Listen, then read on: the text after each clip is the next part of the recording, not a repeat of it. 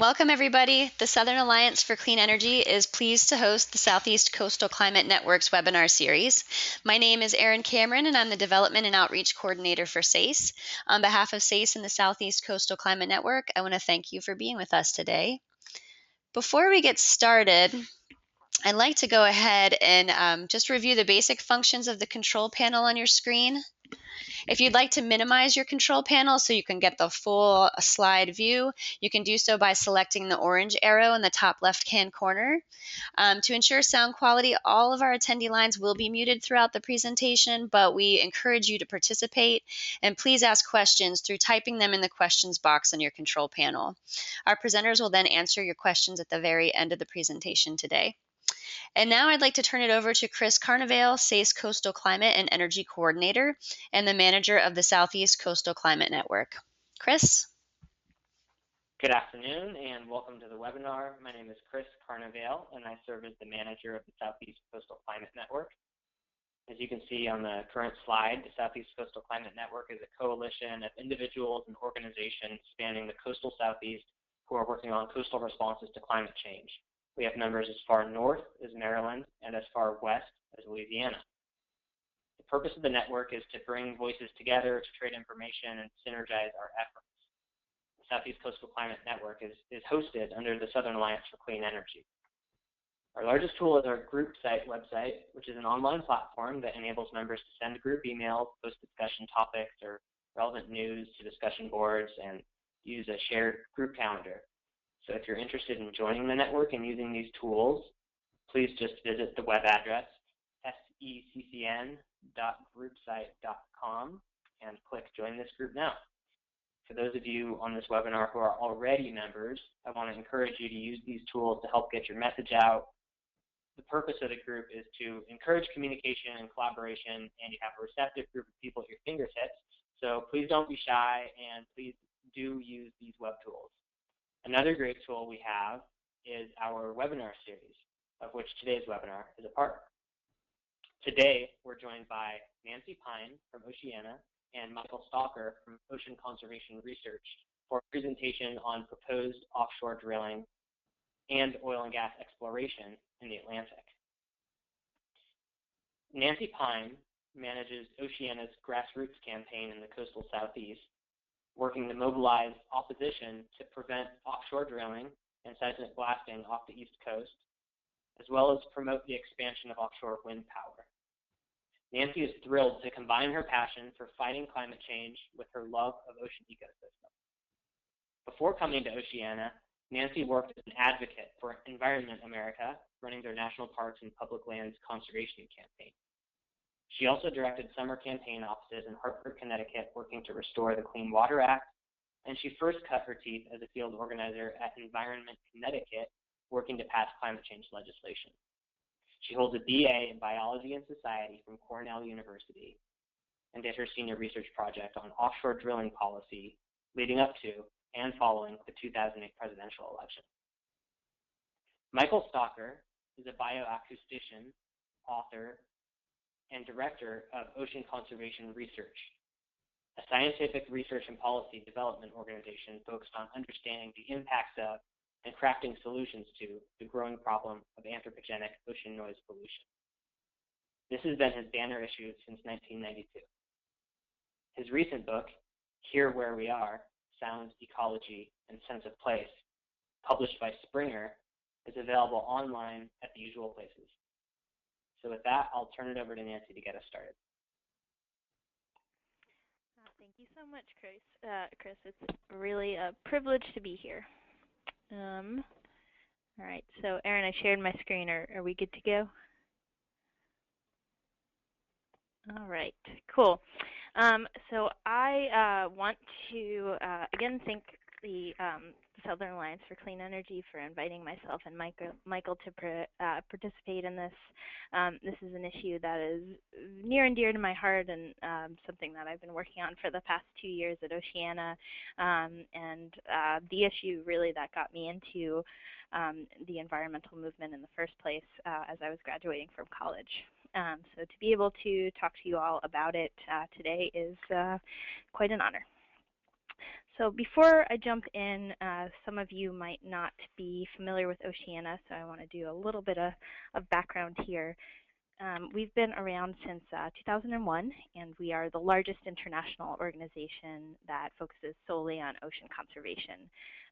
We have 3 active campaigns in the United States, but we are an international organization, and they are responsible fishing and preventing bycatch, stopping seafood prod, and implementing traceability throughout the food web, and our climate campaign, which is where I work. And our climate campaign, our goal is to protect the ocean from the impacts of climate change, and we do that by stopping the expansion of offshore drilling, exploration, and development to places where it doesn't exist, as well as promoting the clean renewable energy, and we see offshore wind power as the solution to meeting our energy needs by harnessing the power of the ocean. So before I get too far into the nitty-gritty and the wonkiness of the current proposal for offshore drilling, I do want to just take a bit of a step back and talk about some of the history with this issue.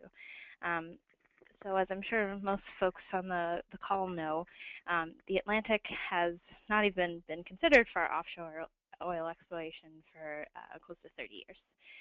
Back in the early 80s, there was a lot of public pressure, primarily due to the Santa Barbara oil spill, to convince the president and Congress to protect the ocean from offshore oil exploration.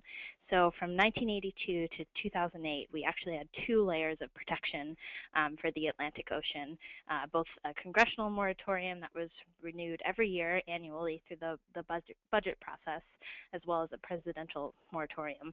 And both of them said the Atlantic was off limits to offshore oil exploration and drilling. In 2008, that changed.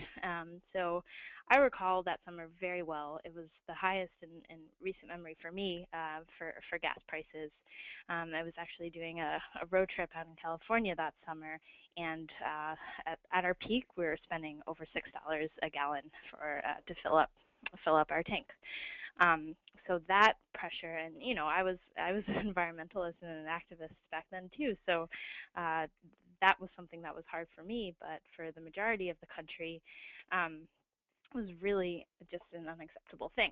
So there was a lot of political pressure. I'm sure everyone remembers the mantra "drill, baby, drill," that was so prevalent in Sarah Palin and McCain's campaign that summer. So both President Bush and Congress succumbed to that public pressure and rolled back not just one protection, but both protections. So we went from having our ocean protected by two bans on offshore drilling to having 0. And frankly, our community was really caught flat-footed and caught off guard, because this was not something that we had dealt with or had to organize against for a couple decades. And to have those moratorium just vanish so quickly was scary and disheartening. President Obama was coming into office. We had a lot of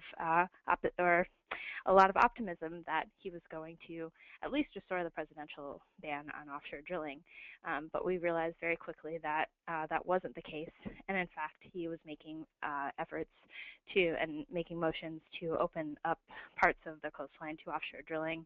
And Virginia was the state that was first on the chopping block there. We got really close to seeing offshore drilling happen that in 2010, but as everyone knows, on April 20th, 5 years ago, in 2010, the BP disaster happened. And as huge of an environmental disaster as it was, it did force the president to start to reconsider his position, and the plan to open up the Atlantic was put on hold. The fine print of that, however, and the part that I'm going to go into more detail now, is that they did start a federal process to allow seismic airgun testing, which is the process that they use to test for oil and gas deposits. So while the Atlantic remains off limits to drilling until 2017, we are fighting the process of seismic air gun blasting in the Atlantic currently. So I want to, I think this, this infographic is obviously simplistic and lacking. It's not exactly to scale, but I do think it does a good job in explaining what exactly this is. So what we have is you have a big ship that pulls an array of seismic air guns up and down the coast. For oil and gas exploration, the typical array is 35 to 40 air guns. And what they do is they blast compressed air down at the seafloor, through the ocean, through the water column, and miles below into the seafloor. That information then bounces back up and is collected by hydrophones, which basically create a map of the seabed to figure out where the gas and oil deposits are. These blasts are incredibly intense, like they have to go through an entire ocean and into the seafloor. So imagine how loud that must be. And then not only that, but they bounce back up. And this happens every 10 seconds for 24 hours a day, potentially for weeks to months on end. And as Michael's going to get into more detail on, this is a process that's repeated constantly throughout the exploration process.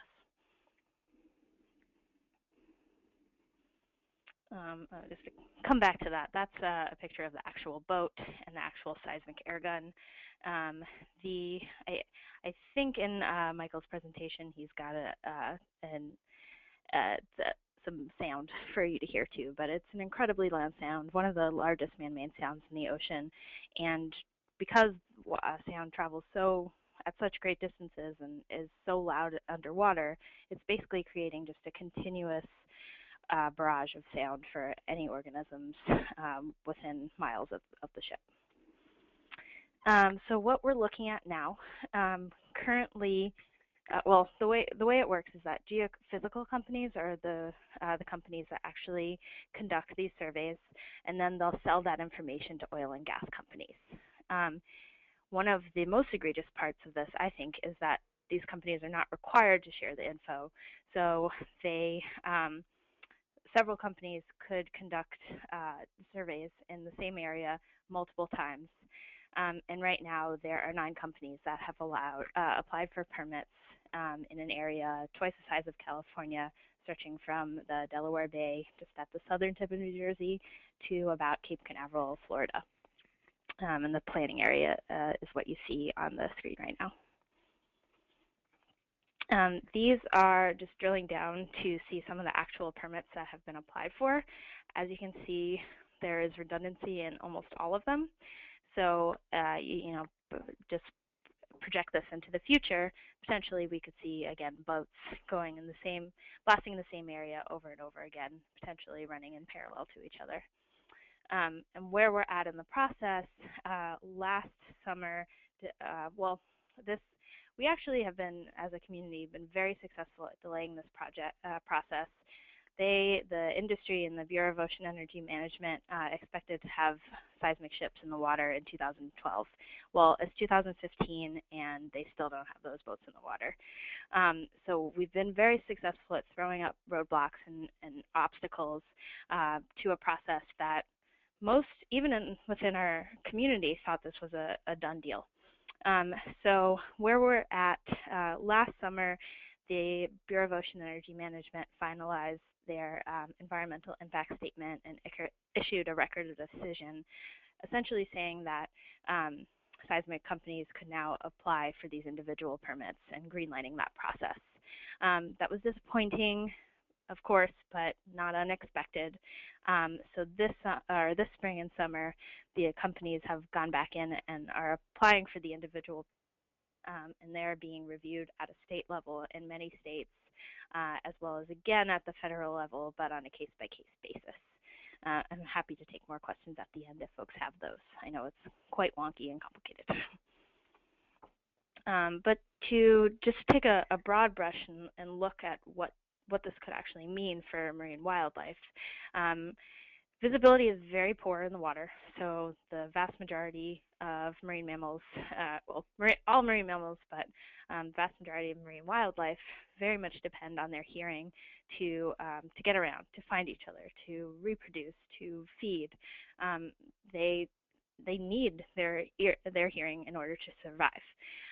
So if we're just barraging these marine wildlife and ocean ecosystems with constant noise, the impacts that we could see include temporary and permanent hearing loss, abandonment of habitat, disruption of mating, feeding, eating,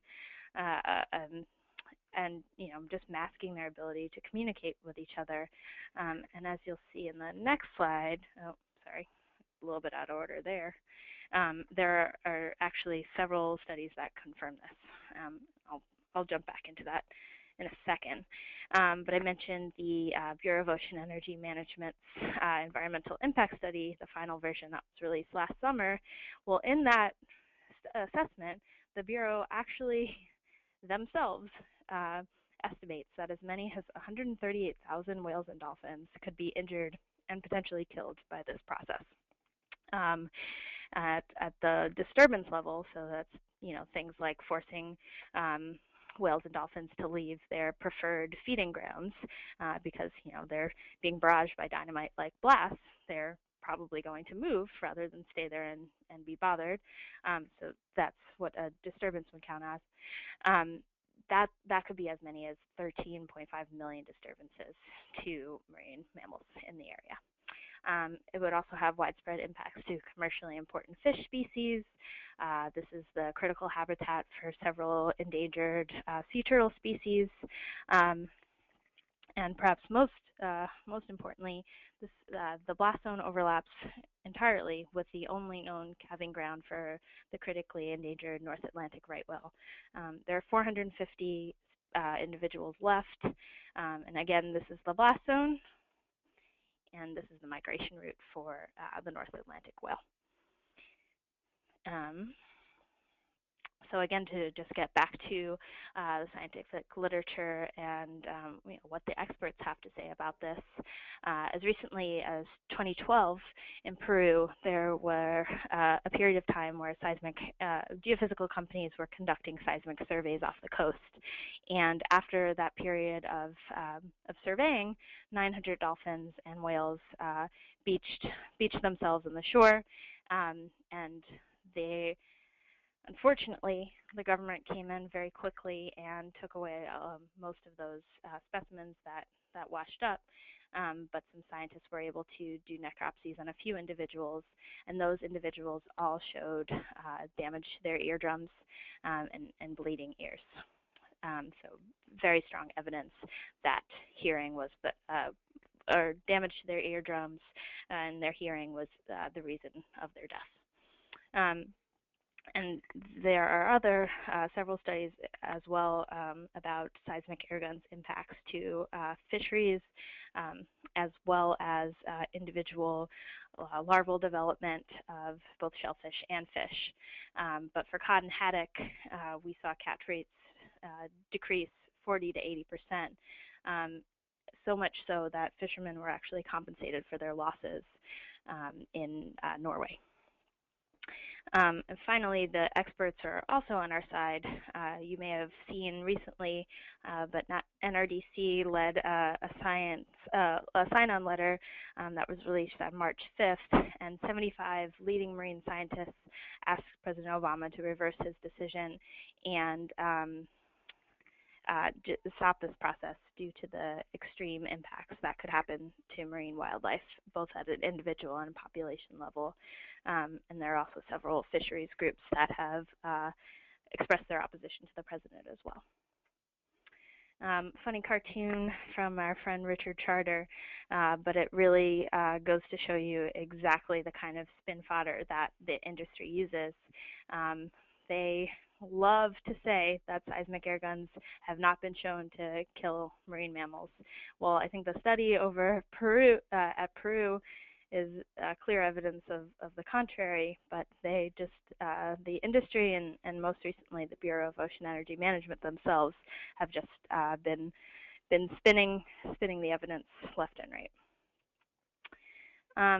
So that is where we're at in terms of seismic blasting. Still have a number of, pardon me, opportunities to weigh in both at the state and federal level, and we have a bunch more tricks up our sleeves to delay this process and continue to keep marine wildlife safe from seismic air guns.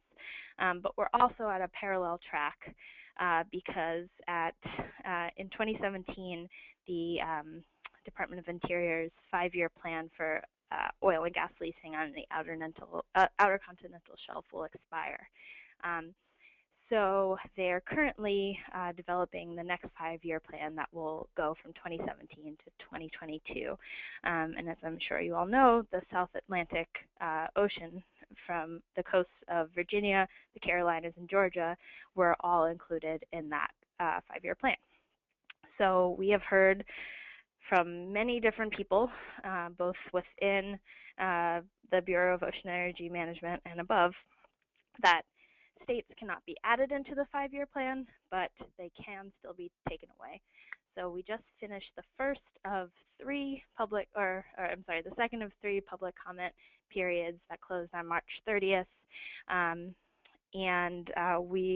They are currently revising that draft plan, and within 6 to 8 months, we'll be finalizing the plan.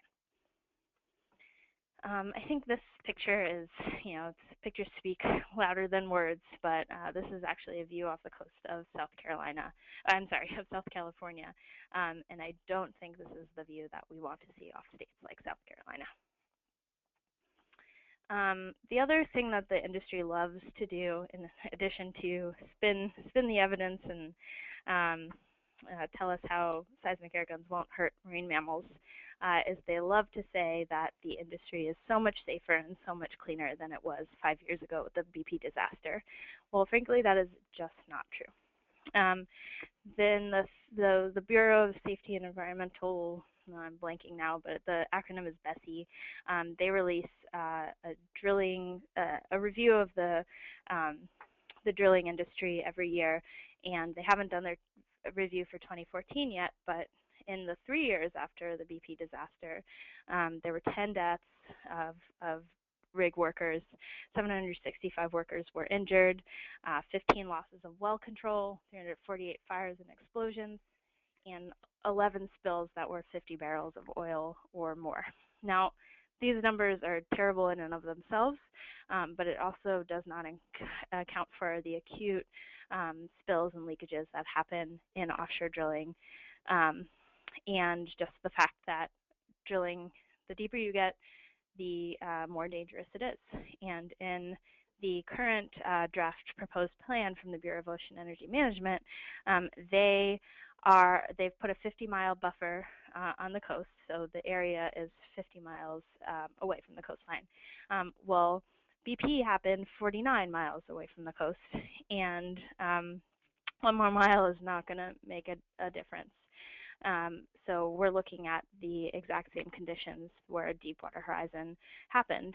And deepwater drilling is very dangerous. It's cold out there, it's deep, it's dark, and as all of us East Coasters know, hurricanes are a big concern. And all of that for such little oil.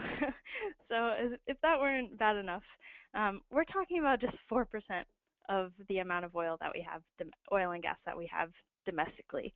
If we pulled out all of the oil that is economically recoverable to get out, it would power our coast for less than 300 days and gas for even less.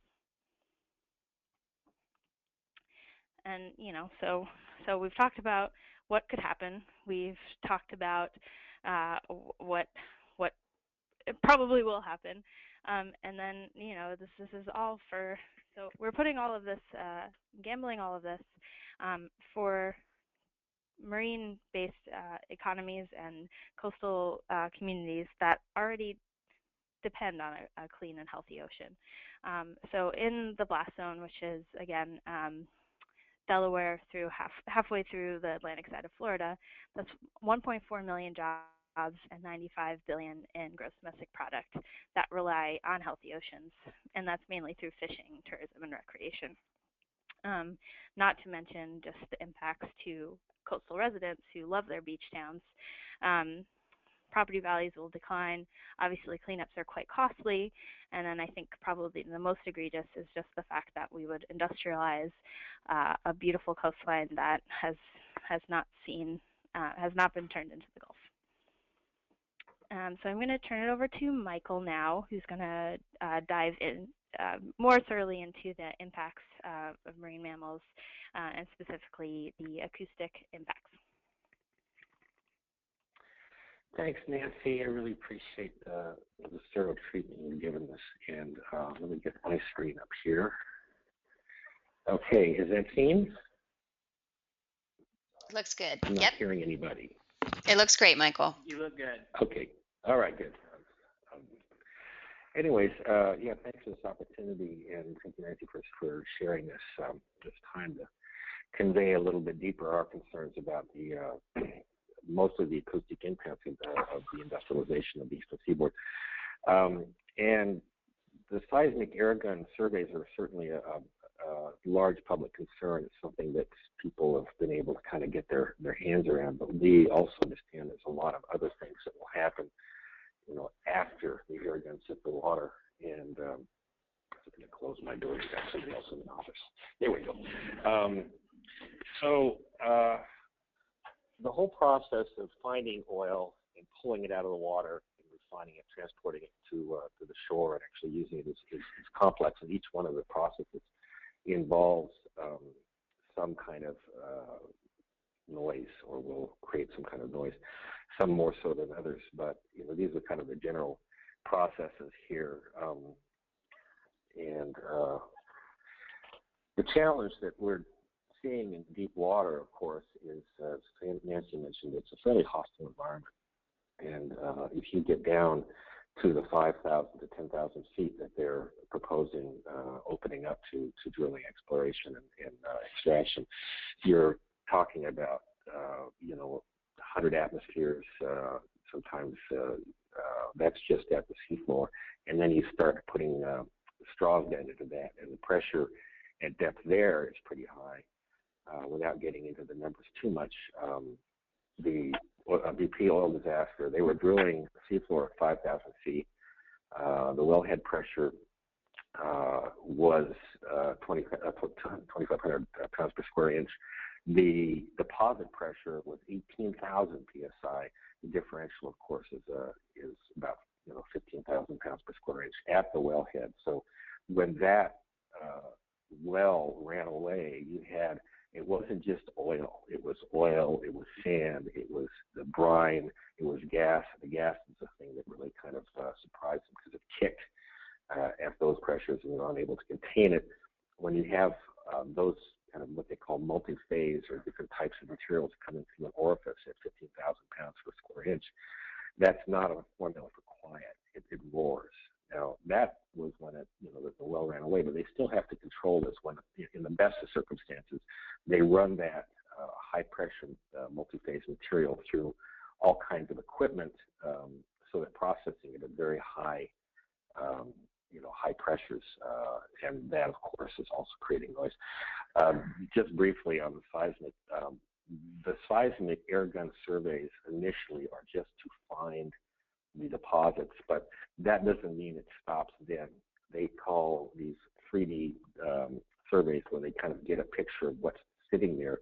But as they start processing it, as they start pulling it out, they need to have a continuous monitoring of what's going on. So they will monitor with seismic surveys 2-3 times a year throughout to give them a 4D, four-dimensional survey. So they're not just going to look and it's going to be done.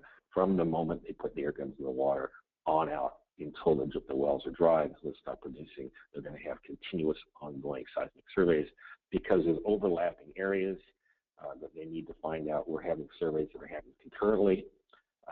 So you're not just having one boat somewhere out there. You may have as many as 4 or 5 different boats getting concurrent surveys. And this is a noise you can hear 2,000 miles away. I have some recordings of air guns from the Mid-Atlantic Ridge. The air guns were up in the North Sea area, so it's 1,500 miles, and you can hear them that far away. It's not so loud down there that it damages animals. Of course, it's a long way away, but it is this ongoing kind of hash, this masking noise, and also a noise that animals are not necessarily adapted to. It's kind of fearful when you hear kind of roaring in your horizon. I'm not sure exactly what it is. Here's another kind of slide in terms of the actual scale of these things. On the right, there's a slide of Sydney Harbor. You can kind of see the track lines there. These things are arrays that are 10 kilometers long. It's just an illustration relative to Sydney Harbor as to how big these things are when they're towing them. And the other element here, when you're in deep waters, you can't just build a structure and put a platform on top of it. What they have are these what they call semi-submersible platforms that are dynamically positioned with the use of thrusters to keep them in place. They're floating, and they can actually keep these things in place in pretty wild conditions. With 30-foot swells and 50-knot winds, they can keep these things positioned so that they're in the X, Y, and Z axis stabilized within 1 meter. And they need to do that because they're doing a lot of work up there. They don't want these things swaying around and makes a big mess. But that takes a lot of energy. And if you look at this here, see those little propellers, there are 6 to 8 of these mounted on these platforms and constantly creating attention. And of course, the more wild the weather conditions are, the more these have to actually push into it. With up to 5,000 horsepower motors behind each one of them. And if you see here on the left side, that is a platform. You see all the turbulence there. It's equivalent of having 6 or 8 mid-size cargo ships pushing into this one area and then radiating noise from that one area. As we know that the oceans are 10 times louder now because of shipping noise alone, and it's this roar, it's this hum that while itself does not necessarily damage animals' ears, it masks significant biological signals. So the baleen whales, particularly, that communicate over long distances, they can't hear themselves, they can't hear each other, they can't hear the return signals because all this kind of roaring going on.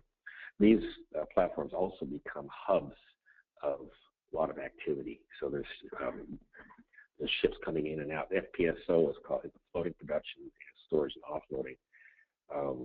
They basically are hubs of activities because when they get into this stuff, they put these pieces of equipment on the floor that are doing our process. Oh, I should probably clarify this. Just on the left-hand side here, you see those little guys wandering around. This is a seafloor separator. When you push a straw into the ground, you pull up the sand, the brine, the gas, and the liquid product that you want. You have to separate that somehow. And because of deep water, they can't do that in the surface. It costs way too much energy to pipe it up in the surface, process it, and then pipe down the product that you don't want, re-inject it. So what they're doing now is they're setting up these essentially processing facilities or refineries, so pre-refineries down on the seafloor. And this picture on the right is a characteristic of one piece of equipment the size. The one on the left is actually the largest piece of a single piece of equipment that's ever been manufactured. It's been put up in the North Sea, cost $6 billion. It's a re-injection pump to help compress, or it's a compressor that compress the deposit so they get more productivity out of it. Now, Norwegian Statoil is a state-owned company, and there are a number of Norwegians up there saying, if we're going to put $6 billion into something offshore, maybe we should look at renewables. But nonetheless, because of the gee whiz factor of the largest piece of equipment ever made, they ended up putting this thing down on the seafloor, and as you see, it's quite large. And each one of these pieces of equipment as well, they have beacons, they have monitors for condition, they have navigation beacons for autonomous vehicles. They can't just send divers down 10,000 feet. Can't even send submarines down there very easily. So they have these vehicles that are autonomous, that are operating, monitoring the conditions of a piece of equipment, changing valves, doing whatever types of maintenance is required in this stuff. And in order for these things to operate without having cables attached to them, they're operating around these multinodal communications networks. And these are signals, or acoustic signals, that are between 20 and 90 kilohertz, which is in the biosonar range of tooth whales and dolphins and the beaked whales. And so they're basically creating this hash. A typical multinodal network that's operating in this realm will be, usable to a 10-kilometer radius. So within a 10-kilometer radius of any of these installations, you're going to have this high-frequency, very squirrely sound that's happening, which is going to disrupt the toothed whales, the dolphins and the porpoises and the beaked whales. So it's creating essentially a factory floor. I'm going to give you a little bit of. Now these sounds here are communication signals that are underwater communication signals that have been used mostly for communication at a lower baud rate, but they're in our auditory bandwidth. But you can get an idea of the texture of these. If you drop it up a few octaves, it'll be the same textures, but it'll be higher frequency. And here we go.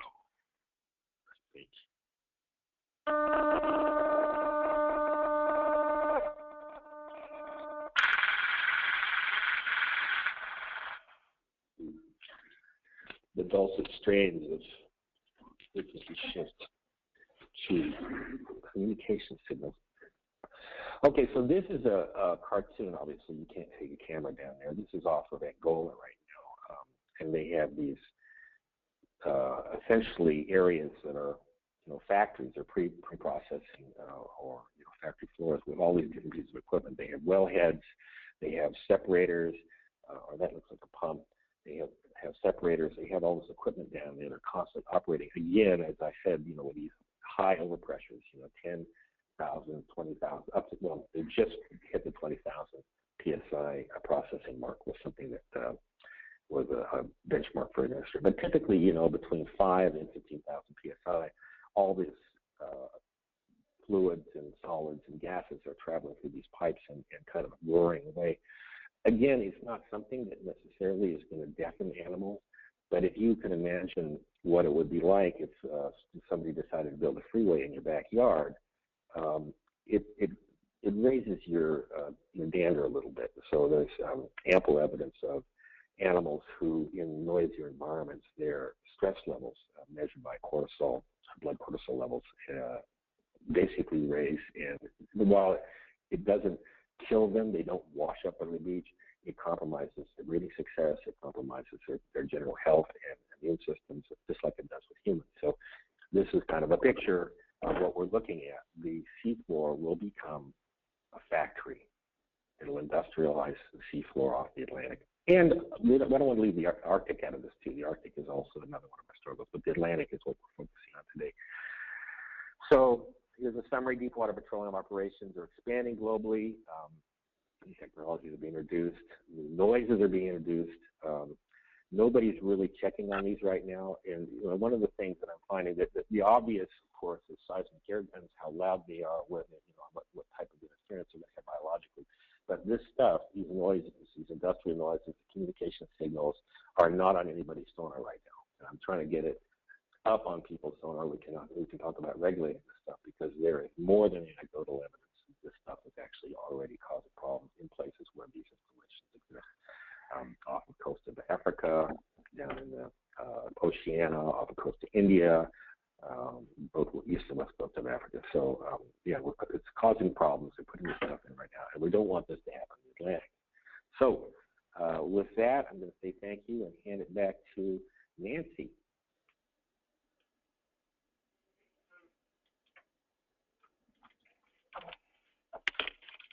All right. Hello again, everyone. So now that we've depressed you all thoroughly, I want to talk about what we can do.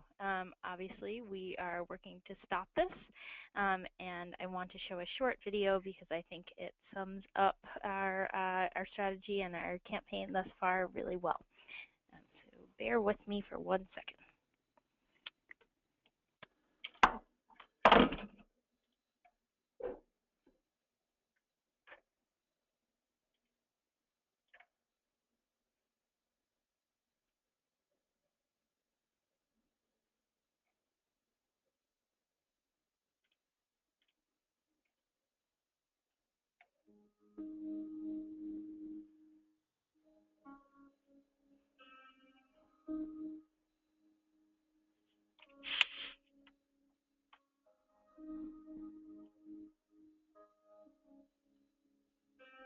We are all here tonight to tell you you were wrong. I am only 9, but I hope you will give me a chance and hear what I have to say. All right.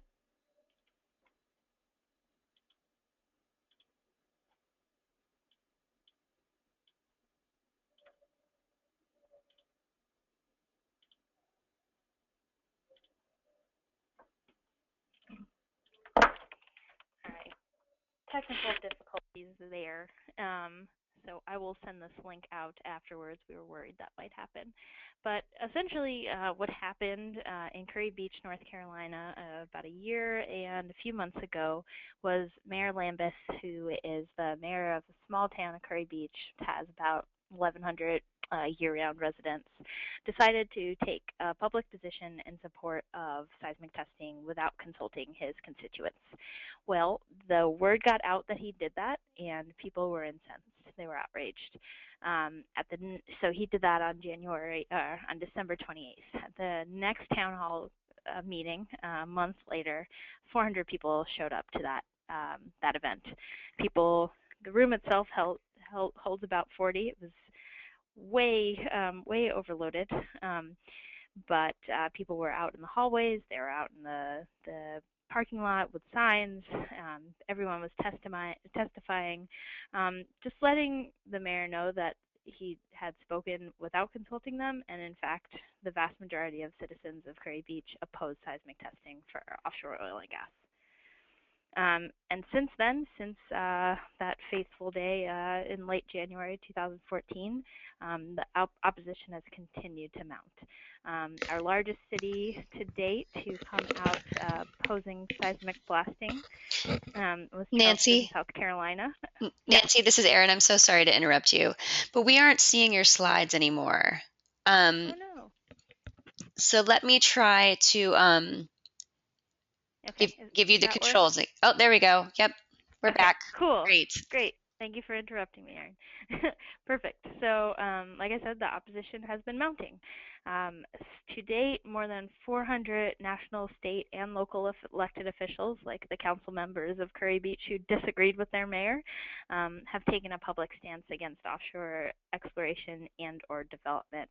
And currently, well, as I'm keeping my fingers crossed, but by this evening, we should have 50 coastal towns, cities, and counties that have passed formal resolutions opposing offshore exploration or drilling. All right, there we go. So this is an outdated map. We have many more dots to fill in, but if you all go to a link that Chris can send around, you can read the names of all of the communities that have taken a position opposing seismic blasting.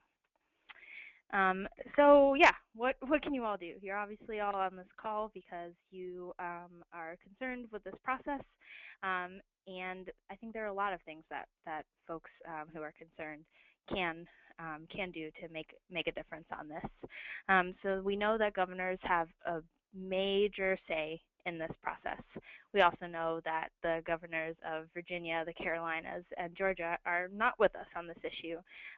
But we think that our strategy and our theory is that with enough opposition from the coastal communities that will be impacted by both seismic blasting and offshore drilling, we can override that opposition, and just showing the big discrepancy between the coast and the capital, and show the president that folks on the coast don't want this to happen, and eventually get the South Atlantic out of the 5-year plan, while working to, again, continue to throw hurdles up in the seismic blasting process.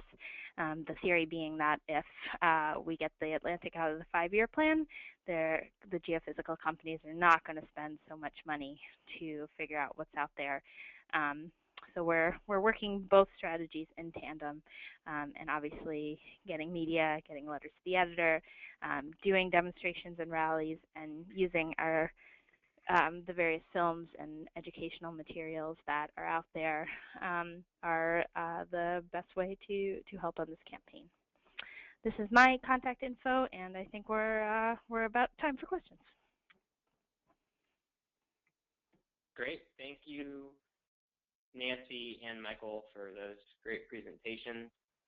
I want to remind folks in the audience that if you have questions, please submit them in your control panel on the right-hand side, type them in, and we will try to get through all of our questions in the next 12 minutes.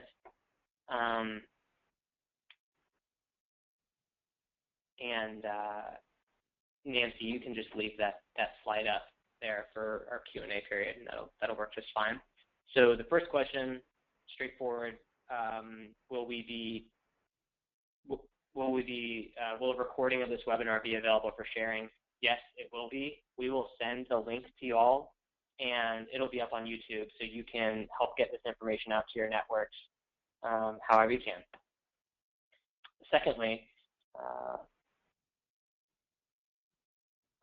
I'm wondering if you can explain some of the key differences in the exploration track and the leasing track in terms of geography and the timeline. What are the differences between those two tracks?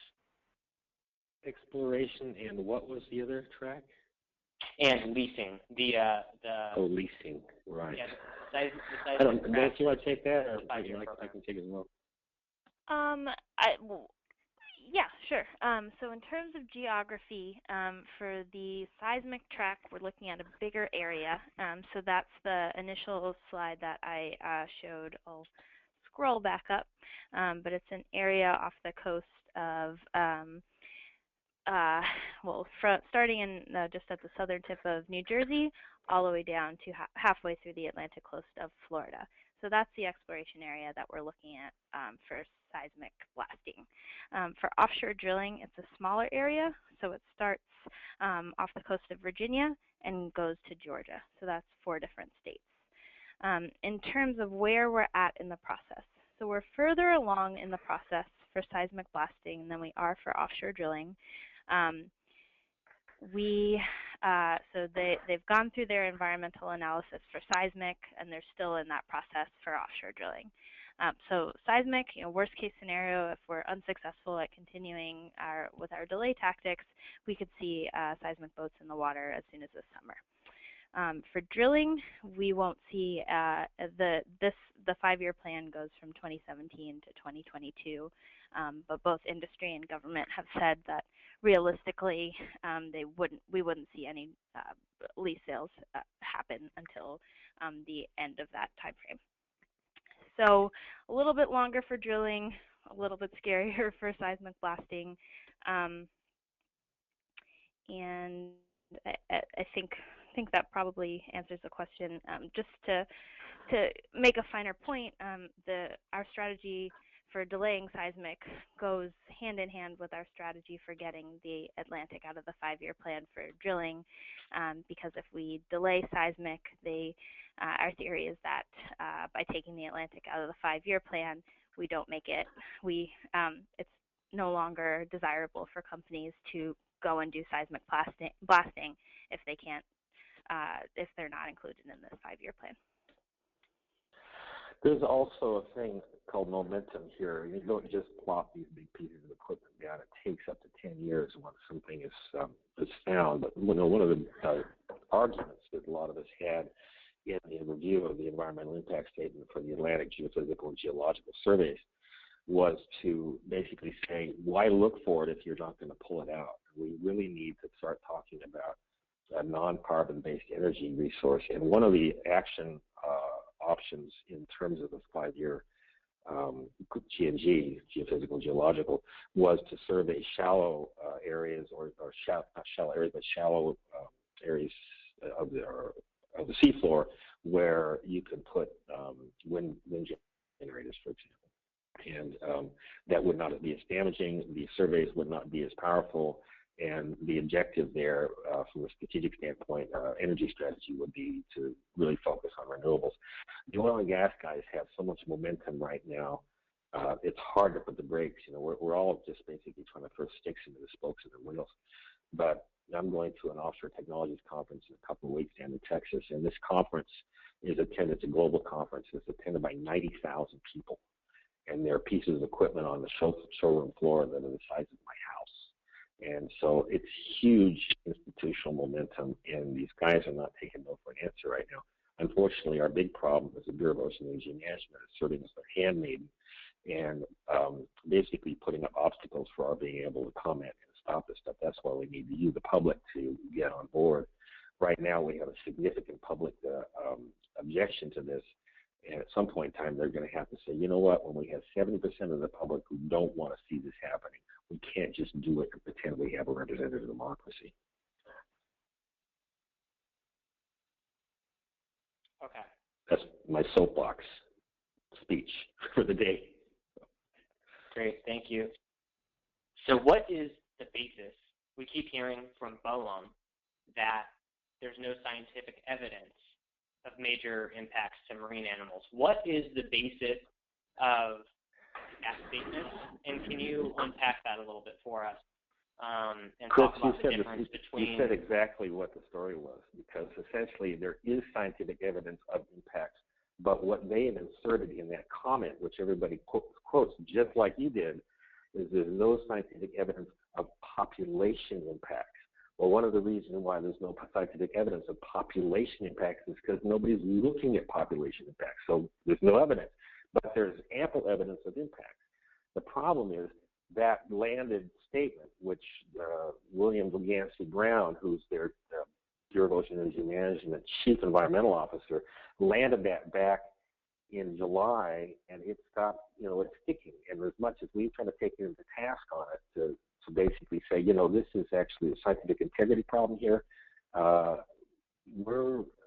we find a problem with this statement, and you should remove it until you can actually substantiate it. And he hasn't done that so far. That has been the banner behind which industry has been grabbing and saying, BOEM itself says there's no scientific evidence impact, but the population impacts are the things that there's no evidence of because there is actually no scientific studies of it. So that's kind of where it is on that, you know, that particular trajectory there. And just to put a finer note on that, 75 marine scientists actually disagree with BOEM's chief scientist, and they do think that seismic surveys and that there is ample evidence to suggest that seismic surveys will have significant and long-lasting population effects to marine mammals. And many of these scientists themselves have done the studies. You know, they've published the work. So, you know, we can cite line, chapter, and verse on the studies if people want to have that. So to recap, the science that has been done has looked at individual level impact, and it has found indeed there are significant bad impacts to individual animals. There's migratory disruptions, there's foraging disruptions. This is just marine mammals. And, you know, where avoidance of areas, anxiety, high levels of anxiety, cortisol levels, blood serum cortisol levels, that's with just the marine mammals. And then there's, of course, fisheries disruptions. There's ample evidence of that. Nancy cited a couple of those. And even invertebrates, marine invertebrates, which are really the kind of the base of the whole food chain, they are finding that they're compromising their reproduction rates, compromising improvement rates to usable habitat. So the whole food chain, you know, every critter in the ocean is using sound to somehow get around, establish a relationship with the surroundings, and they're all being compromised. So that can't be good. And it's scientific, as I said, I can send out after this, I can send out a letter that I sent to Yancey Brown that basically cites all this stuff. So maybe I'll send that to you, Chris, and you can distribute it or whatever. We'll get it out. Okay, great. Thank you. Now we have two questions about buffer zones. And let me ask both of these, and you can answer them together. So as far as the airgun noise travels, is there any validity of BOEM's proposed buffers around the rig towboats that stop operating when they detect marine mammals? They say they can detect mammals about 1,500 feet from the boat. Is this a joke? Second question, We're encouraging the South Atlantic Fisheries Management Council to designate special management zones, SMZs, to protect fish spawning sites. These will be areas that may justify exclusion of seismic testing. However, how does one determine a safe sound buffer zone around these SMZs? So if you would address those two questions about buffers, marine mammals and SMZs. I've been on a lot of panels trying to establish mitigation procedures for, how do you make this work. There is regulatory thresholds that are established in the National Marine Fisheries Service and Marine Mammal Protection Act, having to do with at what point in time does the noise level compromise the animal's ability to hear. So they call it temporary threshold shift. They're just beginning to get into behavioral stuff, but we haven't really established many behavioral thresholds. There was a paper that came out in 2012 which really established quite clearly the impacts of noise on coastal levels of the North Atlantic right whale. And when noise levels went away, the coastal levels went down immediately. So direct correlation. So it's the synergistic stuff that we're really concerned about, which are not things that are so easily identifiable, but you can hear seismic air guns, 1,000 miles away. If you are an animal that doesn't know what this rumbling on the horizon is, it might put you alert, kind of anxious. What is that? Something, that mysterious noise there? It won't kill you, it won't deafen you, but it might give you this kind of, cautious. And we see this, around cities, people that people's immune systems are compromised, higher levels of cancer and other types of illnesses that are really stress related. There's no reason to believe that the same types of mechanism, wouldn't happen in fish, and marine mammals as well. So I guess that's kind of part of it. I don't know, Nancy, did I kind of cover? Well, for sure. I think I think it bears saying all of these, special management zones, critical habitat, all of these designations are surely tools that we use as grassroots organizers, as well as our legal team is looking into. But ultimately, we don't want to see our coast industrialized. We don't want to see the Atlantic open for offshore drilling. So we oppose seismic air gun testing across the board. Okay. Well, we're at 2 o'clock, so unfortunately, we're not going to be able to get to some of the questions. So apologies to you if we weren't able to get to your question, but thank you for being an engaged and participatory audience here. So I just want to say thanks to Nancy and Michael, and let everyone know that we'll be following up with some information. And to close this out, I'm going to hand it back over to Erin Cameron, our webinar administrator. Great. Thanks, Chris. And thank you, Nancy and Michael, and everybody for being on the call today. Just like what Chris just mentioned, we have been recording this presentation, so it'll be available on the webinar archive page of the SACE website, and we will send that out, the link out with the follow-up email at the latest by early next week. So thanks again, everybody, for joining us, and I hope you will join us again. Have a great day. Thank you. Thanks, Erin. Thanks. Bye.